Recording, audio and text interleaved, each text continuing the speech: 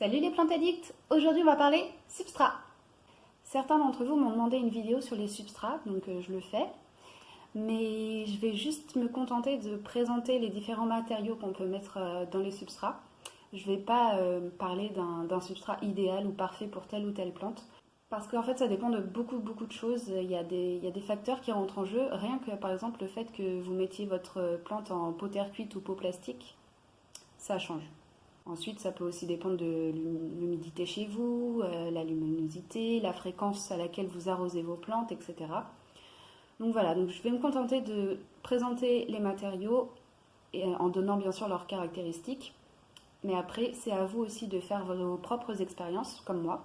Et puis en plus, je ne suis pas du tout une pro, donc voilà, il se peut que je perde une plante parce que j'ai mis trop de fibres de coco, par exemple. Voilà, ben, c'est aussi à vous de tester. Surtout que les plantes, je pense, c'est un peu des warriors, c'est des survivors. Elles ont une capacité d'adaptation assez dingue. Donc il faut aussi laisser voilà, la plante s'adapter à votre substrat. Et puis après, à vous de voir aussi les symptômes qui peuvent vous faire penser que vous êtes planté. Et puis voilà, après vous réparez votre erreur, il n'y a pas de souci. Et puis si vous perdez votre plante parce que vous êtes trompé, c'est pas grave. Parce que je suis la première à dire oh non, ma plante est morte.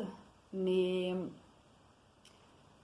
il faut quand même que la passion des plantes, justement, reste un passe-temps, une passion, et pas il faut pas que ça devienne anxiogène, quoi. Donc après, un bon terreau plante verte avec un peu de perlite, ça peut passer nickel, hein. Bref, passons donc aux matériaux qui peuvent aller dans les substrats. Tout d'abord, la terre de bruyère. C'était le seul matériau que je connaissais avant de collectionner les plantes. Et parce que je sais plus, je crois que ça avait un rapport avec les hortensias, parce que j'adore les hortensias. Mais voilà, c'était le premier truc dont j'ai entendu parler en rapport avec les plantes. Donc ça, la terre de bruyère, c'est assez acide et puis ça retient beaucoup l'eau. Donc par exemple, si vous avez des fougères, vous pouvez en mettre. Par contre, il ne faut pas l'utiliser pur pour les plantes d'intérieur, hein. Mais vous pouvez prendre un peu de terreau et mélanger avec un peu de terre de bruyère pour vos fougères. C'est parfait. Ensuite, la tourbe. Donc, il y a 3 sortes de tourbes différentes. Il y a la tourbe blonde, donc c'est la plus jeune, on va dire. Ensuite, il y a la tourbe brune et la tourbe noire, sachant que la tourbe brune, c'est la plus vieille. C'est en fait de la sphaigne décomposée. La fourbe, j'allais dire. La tourbe, je disais, elle a une grande rétention d'eau. Donc, c'est parfait pour les plantes qui aiment bien avoir le substrat frais assez longtemps, enfin, sur la durée. Par exemple, les alocasias ou les marantacées. Ensuite, il y a la fibre de coco. Donc ça, c'est quelque chose qui retient énormément l'eau aussi. Donc moi, je l'achète comme ça dans le rayon animalerie. C'est pour les terrariums, normalement. Et donc voilà, ça ressemble à ça. Et après, on l'hydrate avec de l'eau. Je l'utilise en fait pour les marantacées, donc tout ce qui est calathea, stromanthe, sténanthe et maranta, parce que ce sont des plantes qui adorent l'humidité. Et du coup, dans le substrat, je n'utilise pas que ça, hein, je mets aussi du terreau pour plantes vertes, un petit peu de tourbe, un peu de fibre de coco et des écorces pour aérer le tout. Alors, parlons des écorces. Les écorces, pour moi, donc il y a les écorces de pin et les écorces de coco. Moi, je les utilise pour bien aérer le terreau. Comme ça, l'eau ne reste pas forcément dans le terreau et ça évite que les racines s'asphyxient et pourrissent. Ensuite, il y a la sphaigne. Donc, je vais vous montrer ce que c'est. C'est de la mousse. Alors, c'est pas la même mousse qu'on retrouve dans la forêt, hein. Mais voilà, petite édite, comme ça. Et ça pousse dans les tourbières. Donc, c'est pas hyper écologique d'utiliser ce matériau. Mais je m'en mets quand même dans quelques substrats, mais surtout je l'utilise pour mes boutures parce que ça retient pas mal l'eau et ça permet le bon développement des racines. D'ailleurs, je préfère utiliser ça plutôt que les boutures en eau parce qu'en fait, j'ai remarqué que les boutures que je mets en eau, elles ont beaucoup de mal à s'adapter après quand on les met en terre, alors qu'en sphaigne, je trouve que elles repartent beaucoup plus vite et beaucoup plus facilement. Ensuite, il y a la perlite. C'est une roche volcanique.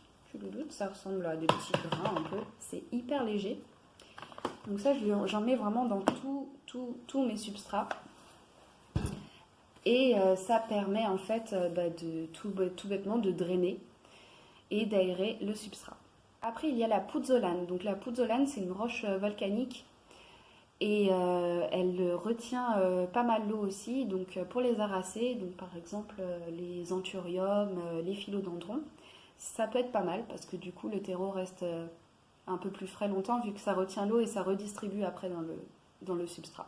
Ensuite, il y a la vermiculite. Donc la vermiculite, c'est de l'argile chauffée à très haute température et finalement ça ressemble un petit peu à des petits bouts de bois, un peu à des copeaux de bois, ouais. J'en ai jamais utilisé pour le moment, mais ça s'utilise dans les substrats pour justement encore aérer le terreau que vous utilisez. Et du coup, ça rend plus léger et puis ça draine. Et le dernier truc dont je voulais parler aussi pour les substrats, je ne l'ai pas encore utilisé, mais je compte le faire au printemps prochain pour tous les rempotages, c'est utiliser du charbon de bois.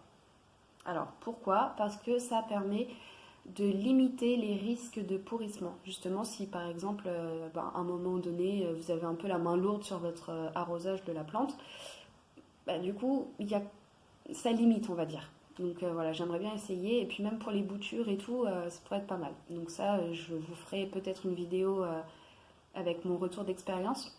Mais bon, je peux pas en dire plus parce que je l'ai pas utilisé et j'aimerais quand même parler de ce que je connais. Voilà, c'est terminé pour cette vidéo. Ça a été un petit peu rapide, je suis désolée, mais c'est pas une vidéo. Ça m'intéresse parce que j'adore lire des trucs sur les substrats et tout, mais j'ai pas envie de vous donner de vrais conseils, genre de vous donner la recette parfaite, parce que comme je vous l'ai dit au début de la vidéo, pour moi il n'y en a pas. Donc en fait, pour moi, il faudrait connaître les caractéristiques de chaque matériau que vous avez à disposition et connaître aussi les besoins de votre plante et en fonction de ça, faire vos mélanges et faire votre propre expérience. Moi, c'est ce que je fais. Alors, il y a des loupés forcément des fois, mais c'est pas grave, ça se corrige et puis voilà, et c'est vous qui trouverez votre substrat idéal pour vous, pour chez vous, pour vos plantes. Et puis voilà. Sur ce, je vous fais plein de gros bisous et vive les plantes.